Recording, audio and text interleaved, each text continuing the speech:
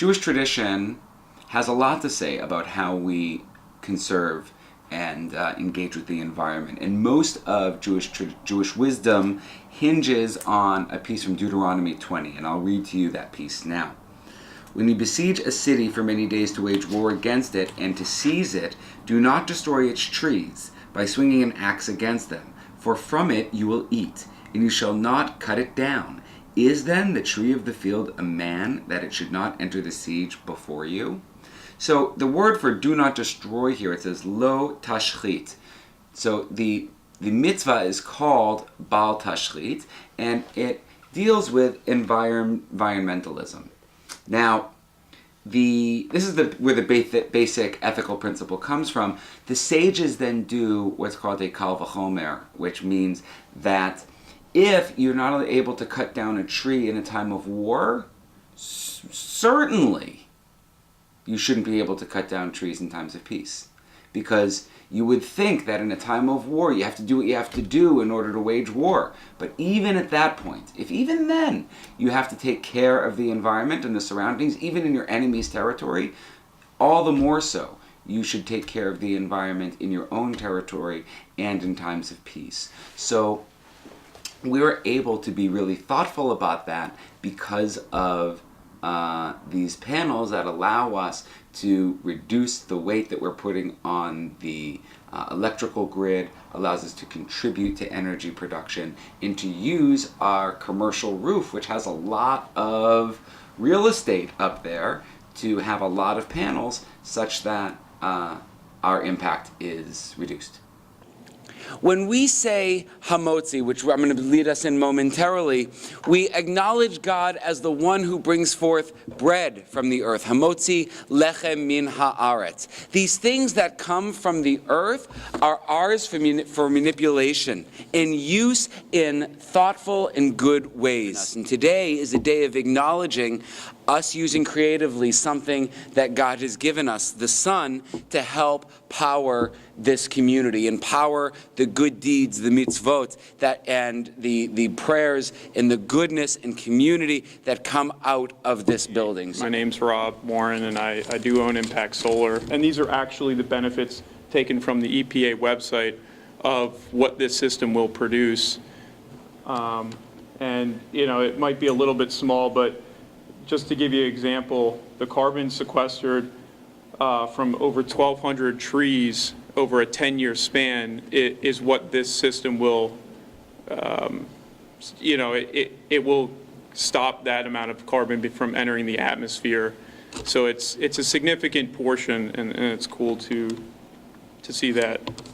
So when I started the company, I envisioned donating a solar system. And so this wasn't just a spontaneous idea.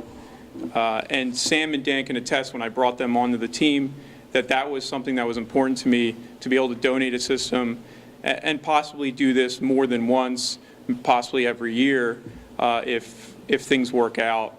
And it wasn't until last year when we had a successful year and we were able to afford such a large upfront cost that it was like, hey, we got to get this thing going.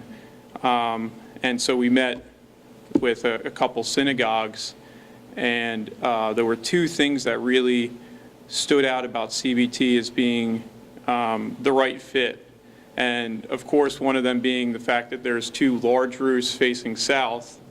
And because we are in the northern hemisphere, the sun's always in the southern part of the sky, so you put a solar panel on a southern exposed roof, it's going to produce much more than if you did on a north-facing roof.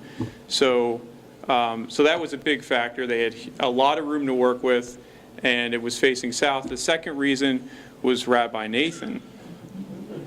So when I brought the idea up to Rabbi Nathan, he loved the idea, and he was the only individual from a synagogue that came back to me with something to offer Impact Solar. And immediately I knew that was a right fit, because I did want, I wanted a little bit of exposure from this, just from a business perspective, and Nathan knew that immediately without me even having to bring that up in the conversation. But we structured the deal so that Impact Solar would own the solar system and Beth Tikva would reap the benefits of having free electricity. As the owner of a solar system, you do get a federal benefit and a state benefit.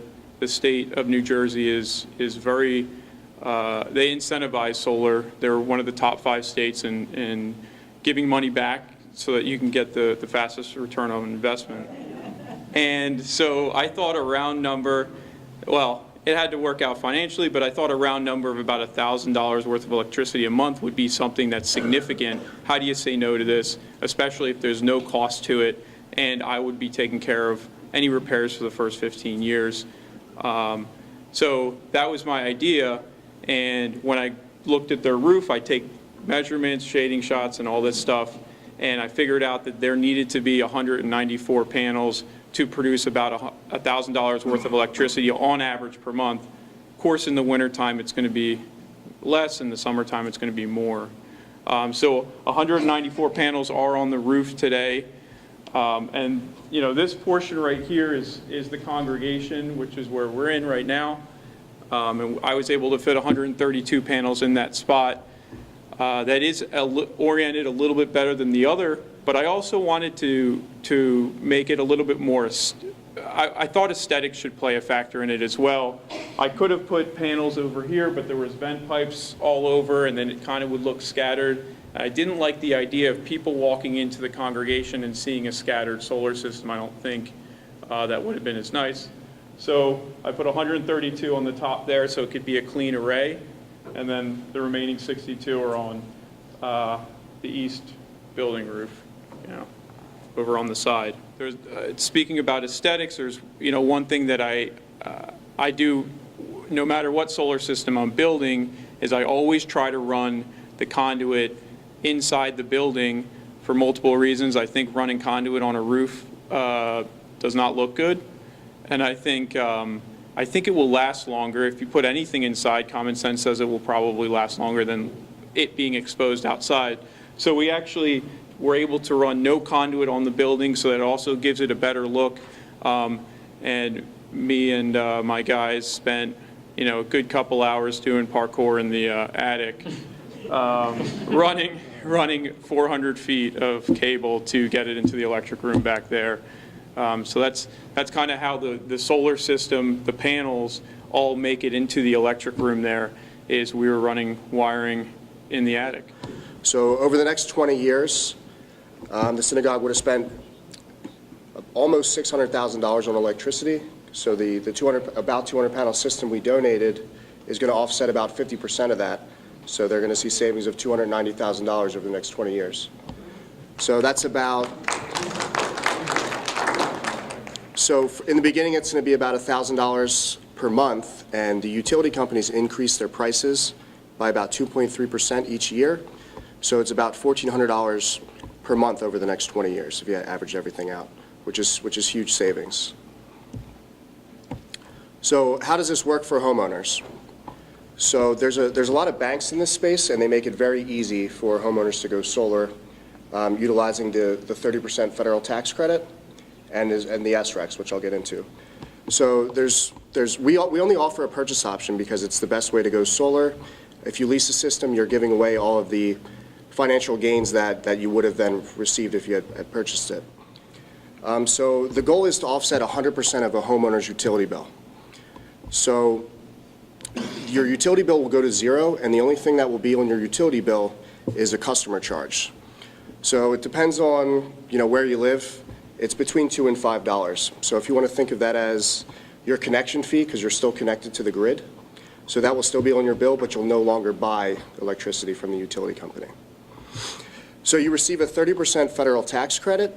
So it's a dollar-for-dollar tax credit. So as long as you pay it in, you're eligible to take it back. So if you can't take the entire tax credit the first year, it can roll over up to 5 years. And a little bit about the SREC. So that stands for Solar Renewable Energy Certificate. So the state of New Jersey has what is called the Renewable Portfolio Standards Act. So that requires utility companies and energy producing companies to produce a certain amount of renewable energy in their portfolio mix. So they don't produce any. So they're going to continue to do what they do. So they have to either pay a solar alternative compliance penalty, or they can buy an SREC from a homeowner, or, we're getting the SRECs from the synagogue, or buy it from us. So for homeowners, we teach you how to sell these, or we do it on your behalf on a quarterly basis, and both options are free. So if you were to sell one SREC today, it's $230. So a way to figure that out is, so for every $180 you're spending on your utility bill, that's the equivalent of one SREC. So the SRECs are worth significantly more than what you're spending.